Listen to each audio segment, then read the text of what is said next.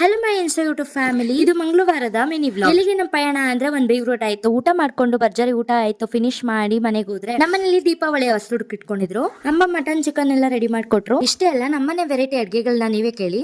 So finally ಇವಾಗ chicken chops, mutton sambar ಎಲ್ಲ ಆಯ್ತು. ಇವಾಗ ಗೀ ರೈಸ್ ಮುಗ್ದಿ ಕಬಾಬ್ ಕಲ್ಸಿಟ್ಬಿಟ್ಟು ನಾಳೆ ಒಂದು ಪ್ರೆಗ್ನೆಂಟ್ ಕಳಿಸೋ ಪ್ರೋಗ್ರಾಮ್ ಇದೆ, ಅದಕ್ಕೆ ಮೆಹಂದಿ ಬಿಡಬೇಕು.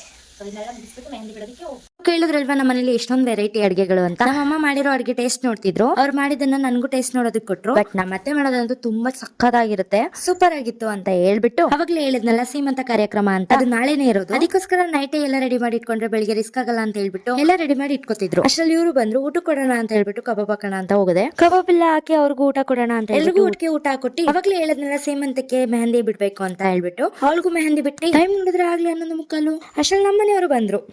ದೊಡ್ಡವ್ರನ್ನೆಲ್ಲ ಕಳಿಸ್ಬಿಟ್ಟು ನಾವು ಅಪರೂಪಕ್ಕೆ ಸಿಗೋದು ಅಂತ ಹೇಳ್ಬಿಟ್ಟು 7 ಗಂಟೆ ಮಾತಾಡ್ಕೊಂಡು ಕುತ್ಕೊಂಡು ಟೈಮ್ ಪಾಸ್ ಮಾಡಿದ್ವಿ. ಇವತ್ತಿನ ಬ್ಲಾಗ್ ಇಷ್ಟೇ.